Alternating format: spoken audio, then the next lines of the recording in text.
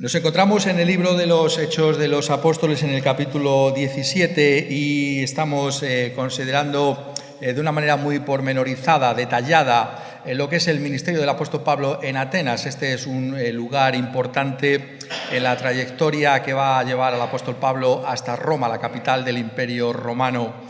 Y es importante que podamos prestar atención a lo que allí acontece, puesto que encontramos aquí al apóstol Pablo en lo que es esa cuna de la civilización griega, con todo lo que ha significado Atenas en la historia de la humanidad. Encontramos esa confrontación entre Cristo y esa cultura pagana, con tantas cosas que resultan admirables y tantas otras cosas que nos llenan de perplejidad y muestran realmente cuán lejos de Dios está el ser humano sin la revelación de la palabra suya.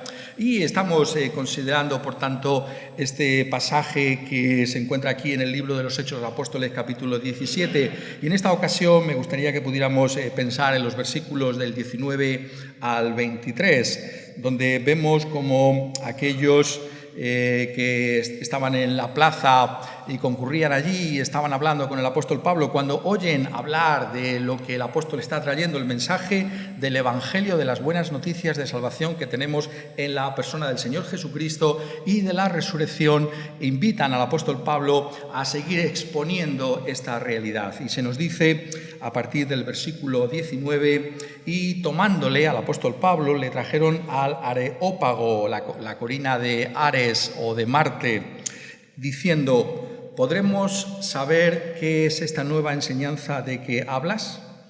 Pues traes a nuestros oídos cosas extrañas. Queremos pues saber qué quiere decir esto. Porque todos los atenienses y los extranjeros residentes allí en ninguna otra cosa se interesaban sino en decir o en oír algo nuevo. Entonces Pablo, puesto en pie en medio del Areópago, dijo: varones atenienses, en todo observo que sois muy religiosos, porque pasando y mirando vuestros santuarios, hallé también un altar en el cual estaba esta inscripción: al Dios no conocido. Al que vosotros adoráis, pues, sin conocerle, es a quien yo os anuncio.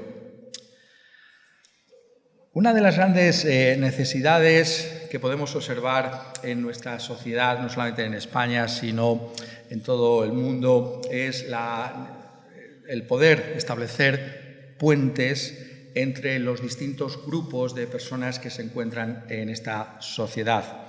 Existe una polarización creciente en este mundo. Lo vemos constantemente a nuestro lado. Creo que la pandemia lo que ha hecho precisamente ha sido radicalizar esa separación, esa polarización que hay en la sociedad. Y la Iglesia cristiana ha sido llamada, entre otras cosas, a ser aquellos que podamos traer paz, que podamos traer puentes de contacto y de armonía entre los distintos grupos sociales en los que nos encontramos. Ese es un gran llamamiento que ha recibido la Iglesia cristiana. Es nuestro Señor Jesucristo el que habla precisamente de esa realidad en ese pasaje tan conocido que conocemos como las bienaventuranzas, y nos dice: bienaventurados los pacificadores, porque ellos serán llamados hijos de Dios. Nuestro Señor Jesucristo vino a establecer la paz en este mundo entre Dios y los hombres, y nosotros también somos llamados a ser esos agentes de paz y de armonía en nuestra sociedad. Somos llamados a rebajar esas tensiones sociales. Pero esto no es solamente así como un llamamiento general que podemos tener como pueblo de Dios, como pueblo evangélico, sino es esencial también a la hora de poder llevar el Evangelio de nuestro Señor Jesucristo en nuestra propia sociedad. Y esto, como veíamos la semana pasada, precisamente porque hay una antítesis extraordinaria, un abismo entre la fe cristiana y la forma de pensar y de actuar de este mundo en el que nos encontramos. Cuando pensamos en aquella civilización antigua, Atenas, ¿no?, y nos comparamos con la forma de pensar de tantos y tantos en nuestros días, vemos que no hay tantas diferencias, que una y otra vez se cumple lo que dice en el libro de Eclesiastés, de que no hay nada nuevo bajo el sol. Y veíamos cómo básicamente se nos estaba enseñando que la forma de pensar de este mundo es un criterio de verdad muy reducido, que consiste en que las cosas son solamente como yo las veo. Esa incapacidad de darnos cuenta de que las cosas pueden ser distintas a mi propia percepción personal. O viéndolo como esto se expresa en la forma de actuar y de pensar de la gente, que este mundo es todo lo que hay y que todo acaba con la muerte. Me pregunto si tú tienes esa idea. ¿Es este mundo todo lo que hay? ¿Todo acaba con la muerte? Esta es la forma de pensar de tantos y tantos en nuestra sociedad. Es la tuya. Simplemente el criterio de verdad es lo que tú crees que es verdad. Esto es la realidad. Y entonces vemos que existe un abismo, ¿no?, entre la posición cristiana, ¿no?, que nos está hablando de algo distinto, de que realmente este mundo no es todo lo que hay, esta realidad visible no es toda la que hay, y el hecho de que detrás de la muerte hay algo más, que esta vida es simplemente un paso que hemos de dar, pero que lo que es la vida con V mayúscula es lo que viene después de la muerte. Y ese abismo existe, pero lo que un pasaje como este nos está enseñando es que ese abismo entre estas dos formas de pensar no es un abismo infranqueable. Es lo que llamamos el punto de contacto. Un pasaje como este, los versículos que acabamos de leer, nos dicen de que existe un puente entre estas dos formas de ver la vida. Que hay una manera que nosotros tenemos que explorar de poder comunicar el mensaje del Evangelio. Un pasaje como este, por tanto, nos invita a considerar esos puentes, esos puntos de contacto que son esenciales para nosotros poder usarlos. Como hace aquí el apóstol Pablo, eres consciente de que hay un punto de contacto. Queremos usar estos puntos de contacto con aquellos que están a nuestro lado. Eso es a lo que nos está retando un pasaje como este.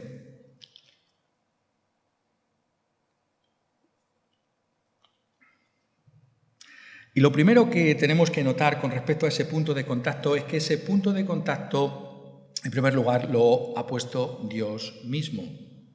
Es Dios, por medio de su propia creación y por medio de la providencia, el que permite ese punto de contacto. La Biblia nos dice en las primeras páginas de la misma que fuimos creados, todo ser humano ha sido creado a la imagen y semejanza de Dios, varón y hembra los creó. Todo ser humano lleva la imagen de Dios de una manera indeleble. Es como nuestro ADN. No podemos prescindir de lo que somos porque hemos sido creados a esa imagen y semejanza de Dios. Y sin embargo, la Escritura también enseña que el ser humano ha caído en pecado, que todos y cada uno de nosotros, desde el momento en que nacemos, desde el momento de nuestra concepción, llevamos ese pecado dentro de nosotros. Y eso ha deformado esa imagen de Dios en el hombre. Por eso encontramos el pecado, por eso encontramos que somos rebeldes contra Dios, porque llevamos el pecado dentro de nosotros. El pecado no es simplemente, como muchas veces se piensa, pecados que podemos cometer contra Dios, sino que el pecado está dentro, es una realidad profunda dentro de nosotros. Se puede ilustrar con lo que ocurre con las hierbas nocivas, las hierbas malas, ¿no? Aquellos que les gusta la jardinería o estar en el campo, sabéis que realmente la hierba mala no hace falta cultivarla, ¿no? Lo bueno sí que hay que cultivarlo y hay que cuidarlo, ¿no? Pero la hierba mala está ahí siempre. Entonces tú puedes arrancar una hierba mala, pero vuelve a surgir. ¿Por qué? Porque está por debajo del terreno esa semilla. No se ve, pero está ahí. Y eso es el pecado original. No es simplemente cuestión de pecados. Yo es que cometo esos son mis pecados. No. Hay un pecado que está por debajo de todo y es ese pecado que se manifiesta en toda nuestra vida. Es decir, la influencia del pecado es totalmente radical en el sentido de la raíz, ¿no? Está en lo más profundo de nosotros y por eso por cierto, necesitamos a un Salvador que traiga una salvación radical, porque solo Cristo Jesús puede hacer una salvación que vaya más allá de mi propia percepción del pecado, que me libre del pecado, incluso del pecado que no entiendo, que es mi propia naturaleza pecaminosa. Pero lo que estoy diciendo es que esa imagen de Dios no se borra por causa de nuestro propio pecado. Está deformada, sí, es verdad, pero hay algo de la antigua grandeza, ¿no? del ser humano, incluso en el ser humano caído, ¿no? Pensando en Atenas, una manera muy interesante de ilustrarlo sería pensar en las ruinas, ¿no? de algún templo antiguo, ¿no? Seguro que lo habéis estado en algún sitio donde así ha sido. Yo siempre recordaré, ¿no? La visita al Valle dei Templi, ¿no? Al Valle de los Templos en Sicilia, ¿no? Que son varios templos griegos. Y realmente, aunque es Sicilia, tiene realmente la civilización griega allí, porque son los griegos los que trajeron esos templos y construyeron. Pues bien, esos templos que podemos contemplar en el Valle dei Templi, incluso en Atenas y en otros lugares, o aquí en España también en otros lugares podemos contemplarlos. ¿Qué es lo que vemos de ellos? Vemos ruinas. Eso es lo que queda de esos templos, ruinas. Pero, qué gloriosas ruinas. Cuando uno ve esas ruinas, dice, esta es una civilización extraordinaria, porque para construir semejante edificio tuvieron que ser realmente personas con unas habilidades fuera de lo común. Pero son ruinas.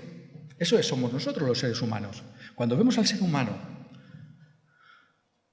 cuán grandes cosas, el desarrollo tecnológico, ¿no? la capacidad inventiva del ser humano, pero son ruinas. Pero algo de esa grandeza primigenia, algo de la gloria que tuvo que ser la de Adán y la de Eva, antes del pecado, todavía se puede vislumbrar en cualquiera de nosotros, en cualquier ser humano, esa grandeza, aunque sea ahora una ruina que la palabra de Dios nos dice que será completamente restaurada por nuestro Señor Jesucristo. Esa imagen que estoy usando es tan poderosa que la usa el mismo Señor Jesucristo para hablar de lo que seremos algún día en el cielo nuevo y en la tierra nueva, cuando dice, al que venciere, yo le haré columna en el templo de mi Dios. ¿Qué será? ¿Qué seremos en el templo de Dios cuando seamos restaurados? ¿Qué será esa columna tuya, que tú eres y que yo soy en ese templo de Dios? Es algo maravilloso lo que está diciendo. Pero lo que os quiero decir es que esa imagen de Dios está ahí, aunque deformada, y está presente en el ser humano, y lo vemos incluso en los mismos atenienses. Este pasaje en particular, ¿sobre qué aspecto de la imagen de Dios en el hombre llama nuestra atención?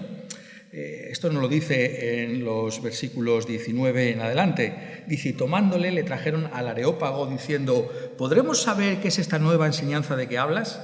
Pues traes a nuestros oídos cosas extrañas. Queremos pues saber qué quiere decir esto, porque todos los atenienses y los extranjeros residentes allí en ninguna otra cosa se interesaban sino en decir o en oír algo nuevo. ¿Qué es esto? Es la eterna curiosidad humana. Somos curiosos, queremos conocer, saber. ¿Por qué hemos inventado tantas cosas, la humanidad? Porque ha habido curiosidad, porque nos hemos planteado las cosas. ¿Sabéis de dónde vienen los grandes descubrimientos?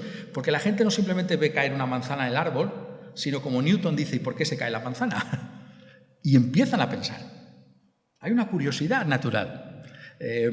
Yo incluso me atrevería a deciros, ¿no?, que cuando perdemos la curiosidad, entonces a lo mejor es verdad que estamos envejeciendo, ¿no? Mientras permanezcamos curiosos, mientras tengamos curiosidad por algo, hay algo ahí, ¿no?, que nos mantiene jóvenes, lozanos, ¿no?, porque queremos saber algo más. Y aquí vemos, en este caso de los atenienses, ¿no?, no simplemente dice, bueno, este hombre que es un palabrero, este hombre que viene aquí a sembrar unas semillas, parece que son como semillas, es una palabra muy curiosa en el original, ¿no?, semillas aquí de una planta y tal, ¿y esto qué querrá decir? ¿Esto tiene algún sentido, algún contexto, algún desarrollo? Son mentes lógicas, ¿no? ¿Dónde nos está llevando este hombre? Pero aquí no nos da tiempo, oye, vamos a llevarle a nuestra propia universidad. En Atenas hay una universidad de gran prestigio, el Areópago, allí se juntan las personas más respetables de la ciudad e incluso invitamos, ¿no?, a algunos profesores de otras universidades para que puedan hablarnos, ¿no? Y ese es el contexto, esa curiosidad que hay en estos atenienses que anhelan conocer, queremos escuchar de estas cosas. Claro, vemos después, ¿no?, que hemos estado también leyendo cómo ellos tienen tantos altares allí, ¿no?, a tantos y tantas divinidades, ¿no? Ya sabéis que lo hemos dicho una y otra vez, que se decía de Atenas que era más fácil encontrarse con un ídolo que con una persona, ¿no? Tenían tantas imágenes de tantos dioses. ¿Por qué? Por una curiosidad. Bueno, y este dios, incluso ese dios no conocido, por si acaso faltaba alguno en este panteón de dioses, el dios no conocido. Esa religiosidad humana que sabemos a la luz de otros pasajes de la Escritura, en Romanos capítulo 1, que se ha inclinado precisamente, como vemos aquí en Atenas, por la idolatría. Es verdad que ha deformado esa imagen de Dios y Pablo va a corregir esa idea errónea, pero hay algo en el hombre que le inclina a buscar otras cosas, esa curiosidad humana. Somos conscientes de esa realidad, de que existe ese punto de contacto que Dios establece en su providencia. Tenemos que darnos cuenta de que ese es el contexto en el que nos coloca Dios en este día, en medio de esta sociedad. La gente es curiosa, la gente quiere saber. Somos capaces de una manera creativa, de mover la curiosidad de esa gente. Es un reto que tenemos que hacer. Dios nos ha creado con una mente para pensar y para actuar de acuerdo a ello. Pensamos en esta realidad del ser humano. El punto de contacto, por tanto, es un punto de contacto que tiene valor porque es Dios mismo el que lo establece. Vemos que ese punto de contacto es el que va a permitir que Pablo anuncie a Cristo Jesús en Atenas y que incluso haya un fruto para Cristo Jesús en la ciudad de Atenas. Habrá personas que se arrepientan de sus pecados en Atenas y pongan su confianza en el Señor Jesucristo en Atenas. Y eso queda ya indicado por ese punto de contacto que Dios ha establecido. Dios no ha abandonado a la raza humana, sino que anhela la salvación de la Iglesia. Por tanto, el punto de contacto está puesto por Dios mismo. ¿Cómo nosotros no vamos a usarlo si esto es así? Y el segundo aspecto que yo quiero que miremos en este pasaje es que ese punto de contacto, precisamente como ha sido establecido por Dios mismo, nosotros tenemos que tener una actitud correcta hacia Él mismo. Esto es lo que dice en el versículo 22. Es decir, tenemos que ser capaces de usar ese punto de contacto. Ese abismo que no es infranqueable, ¿cómo se puede cruzar? Pablo dice, entonces Pablo, versículo 22, puesto en pie en medio del Areópago, dijo, varones atenienses, en todo observo que sois muy religiosos.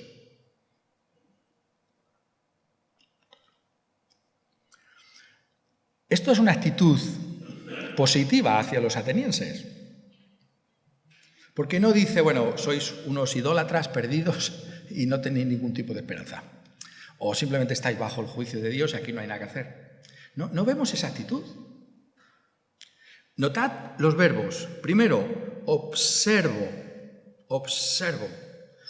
Observar es mirar atentamente. Es decir, el apóstol Pablo, cuando estuvo en Atenas, estudió, si lo puedo decir así, miró con detalle qué cultura era esa. No simplemente dijo, esta gente son unos idólatras inveterados, allá con ellos, no. Miró lo que había allí. Estuvo dispuesto a mezclarse con aquella gente para ver cuál era su forma de entender la vida. Esto es fundamental. Estamos puestos por Dios en este mundo para entender a otras personas. No vamos a compartir sus puntos de vista, pero sí somos llamados a amarles hasta el punto de vista de entenderles, de poder razonar por qué esta persona piensa así, por qué esa persona actúa de este modo. Tenemos que darnos cuenta que eso es parte del llamamiento que tenemos como cristianos. Es decir, me gusta ponerlo de esta manera, ¿no? El cristianismo nos hace más humanos, no menos humanos. Ese es lo quisiera dejar como un desafío, ¿no? Cristo nos hace plenamente humanos. Y tenemos que conocer, y tenemos que entender, tenemos que indagar por qué esta gente lo ve de esta manera, por qué no lo ven como yo. Observo y notad lo que dice después, que sois muy religiosos, Es curioso, ¿no?, que podía haber dicho que sois unos idólatras, ¿no? Pero no dice eso. Dice, observo que sois personas que estáis pendientes de la divinidad. O sea, una traducción que se podría hacer de esa palabra tan difícil de traducir, que es la que aparece en castellano como religiosos. O que sois personas que le dais interés, que le dais una importancia a darle culto a los dioses. Otra manera de traducirlo, ¿no? Es decir, él quiere establecer ese punto de contacto. Quiere de alguna manera llegar a esa gente. Y entonces, hasta donde puede llegar, si lo puedo poner de esa manera, tiene que reconocer algo de lo que hay en ellos. Y intenta tener una audiencia que esté pendiente de él, de lo que él va a decir posteriormente. Pero para ello tiene que tener ese punto de contacto, tener en cuenta lo que está ahí delante de nosotros. Esto es muy, muy importante en nuestros días, porque existe una tentación, y como decía antes, creo, o por lo menos algunos de nosotros así lo vemos, ¿no?, a darnos cuenta de que el ser cristianos no nos hace superiores a nadie, no nos hace que esa superioridad ponga de manifiesto lo que muchas veces es ese pecado que está oculto en nosotros, que se llama el orgullo y la soberbia, ¿no? Y hablamos con la gente que está fuera de las iglesias con una condescendencia y con una falta de respeto que no es lo que aquí está haciendo el apóstol Pablo. Como el apóstol Pablo nos recuerda en algún otro pasaje, no, bueno, lo que tú tienes, ¿acaso no lo has recibido por la gracia de Dios? Y si ha sido por gracia, dice el apóstol, tienes que ser el más humilde de las personas. Si alguien tiene que mostrar humildad, es aquel que es cristiano, es aquel que quiere llevar el evangelio a otros. Y esto es algo que no solamente es lo que yo creo que conviene a nuestros tiempos, sino que es lo que Pablo nos está aconsejando de una manera fundamental para nuestros días. Por eso estábamos leyendo anteriormente en 2 Timoteo, en el capítulo 2. Ya sabéis que esta segunda epístola a Timoteo es muy interesante desde muchos puntos de vista. Uno de ellos es que es lo último que el apóstol Pablo escribió. Es como su testamento espiritual. Y es más, está escrita a la iglesia post-apostólica, es decir, Pablo va a morir, los apóstoles van a morir, no hay sustitutos de los apóstoles, lo único que nos han dejado, y era la voluntad de Dios que fuera así, es el Nuevo Testamento, ese es el auténtico fundamento apostólico, ese es el fundamento de la iglesia, y en ese fundamento apostólico, es a lo que voy, se nos dice cómo tenemos que comportarnos, y dice, porque el siervo del Señor no debe ser contencioso, sino amable para con todos, apto para enseñar, sufrido, que con mansedumbre corrija a los que se oponen, por si quizá Dios les conceda que se arrepientan para conocer la verdad y escapen del lazo del diablo en que están cautivos a voluntad de él. Cuando entramos en contiendas, cuando mostramos soberbia o impaciencia con las personas que no son de la iglesia, que no ven las cosas, estamos olvidando que la salvación es de Dios, que solo Dios puede librar a estas personas de un poder que está por encima de ellos, que no es popular decirlo hoy en día, pero existe el diablo, y el diablo tiene un lazo con el que tiene enganchados a tantos y tantos. ¿Y cómo podemos ser instrumentos frente a un poder como ese? Dice aquí el apóstol Pablo que es la mansedumbre, la humildad. Es lo que muestra el apóstol Pablo. El apóstol Pablo es un intelecto poderosísimo, el más grande intelecto que se puede encontrar en el siglo I de la era cristiana. Y vemos por lo que predica y por lo que escribe que podía y estaba por encima de aquellos filósofos. ¿Pero qué hace? Condesciende a ellos, a esos habitantes del de Atenas, a los que están en el Areópago, y dice, observo que sois muy religiosos. Observo que sois muy religiosos. ¿Qué hay de valor en esa persona? Podemos encontrarnos con personas de otras religiones, podemos encontrarnos con personas que no creen en nada. ¿Qué hay en esa persona? Que tú, a la hora de hablar de Cristo Jesús, puedas decir, pero observo que eres esto o lo otro, hay algo en ti que es interesante. Tenemos esa sensibilidad cristiana. Y si no la tenemos, entonces tenemos que buscarla de parte de Dios. Porque ese es el testimonio cristiano. Tenemos que recordar constantemente que la gente no va a creer por nuestra palabrería, va a creer por la influencia del Espíritu Santo. Y el Espíritu Santo, se nos dice en la Escritura, está con los humildes. La humildad es lo que casa bien con el Evangelio. Tenemos que ser los más humildes de las personas si queremos llevar el Evangelio de Cristo Jesús. ¿Cómo necesitamos aprender esa gran lección que nos trae la Escritura, que nos trae la historia de la Iglesia, ¿no? Cuando le preguntaron, ya sabéis, a Agustín de Hipona, el gran padre de la Iglesia. Esto es algo que lo repite después Juan Calvino en la Institución de la Religión Cristiana, la gran obra del reformador de Ginebra. ¿Cuál es la primera virtud cristiana? Y dijo Agustín, la humildad. ¿Y cuál es la segunda? Le preguntaron otra vez. Y dijo, la humildad. Y entonces la tercera, la humildad. Que con mansedumbre corrija a los que se oponen. Que tenemos que ponernos en el camino de ganar a las personas, no de antagonizar a las personas. ¿Cómo podemos mostrar esta actitud? Eso es lo que tenemos que buscar.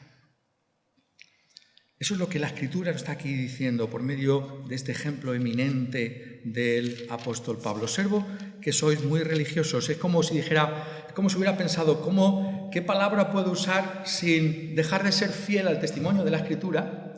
Porque obviamente lo que es Atenas es realmente una fábrica de ídolos.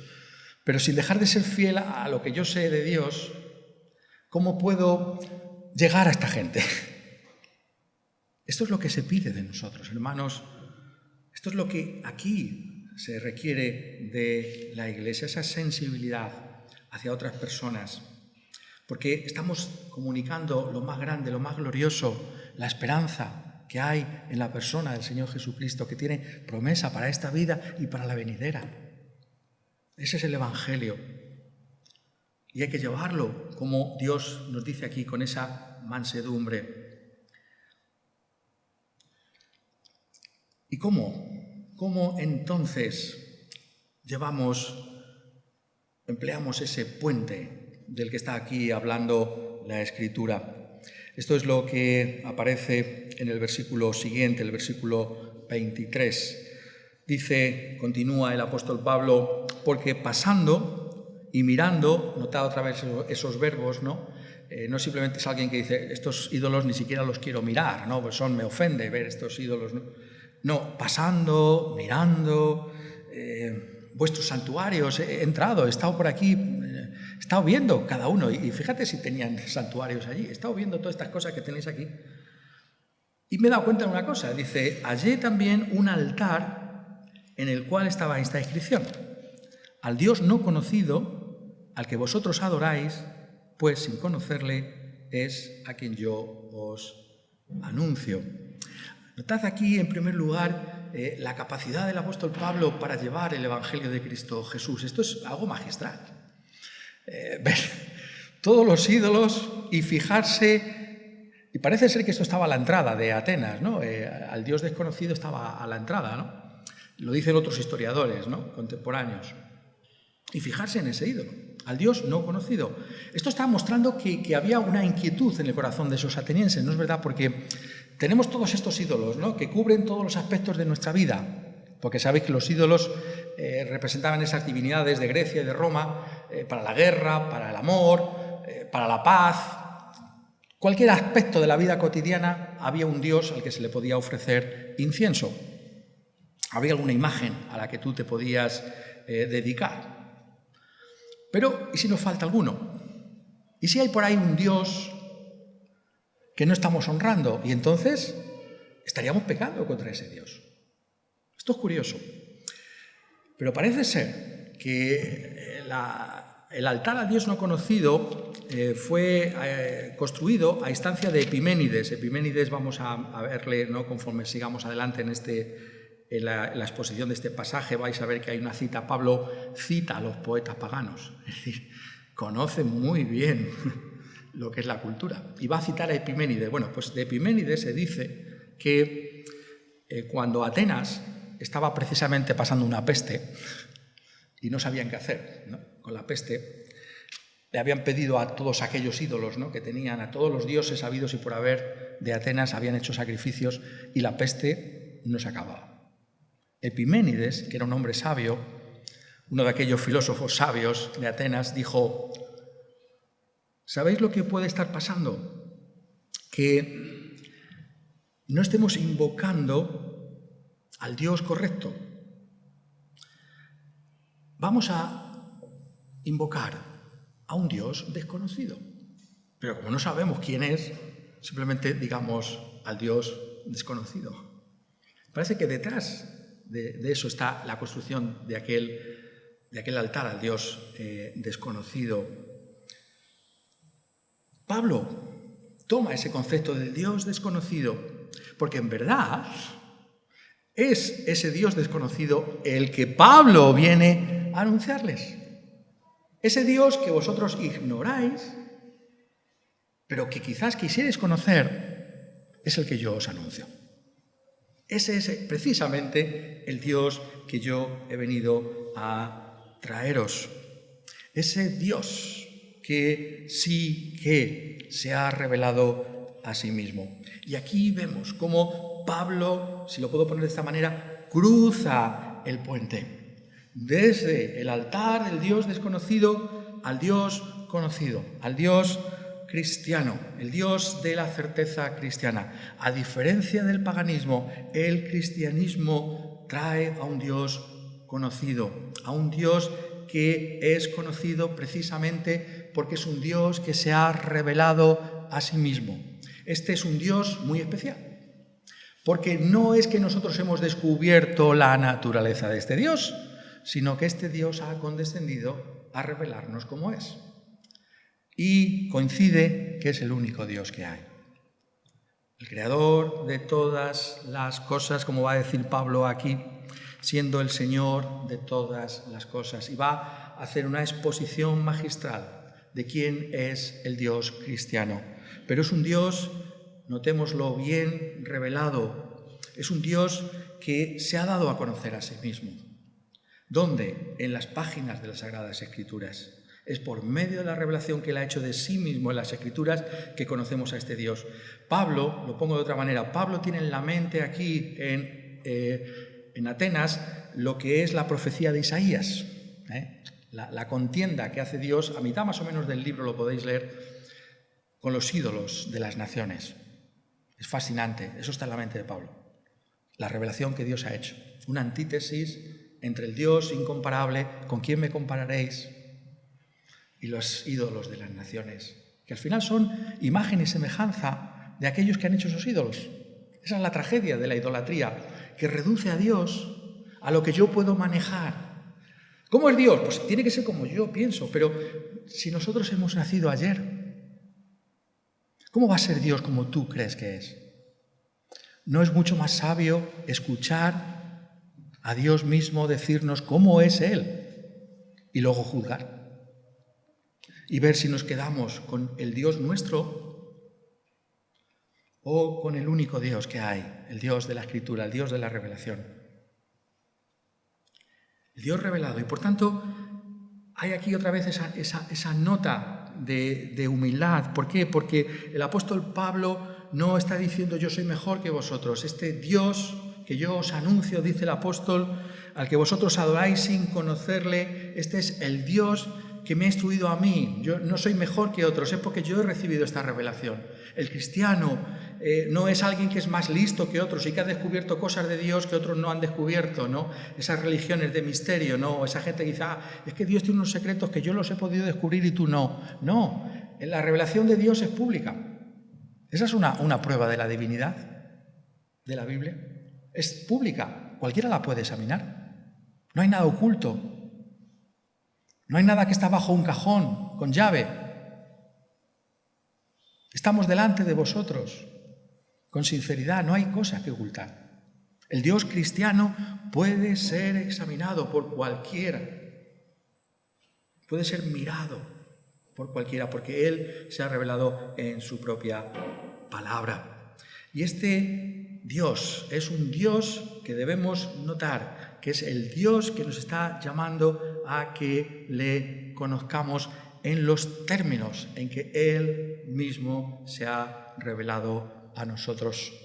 Este es el mensaje que tiene el apóstol Pablo. Dios, el único Dios que hay, si verdaderamente existe, tiene que ser conocido tal y como es. Tenemos que conocer a ese Dios tal y como Él ha venido a nosotros. No es eso lo que muchas veces hacemos cuando estamos entablando una relación con una persona.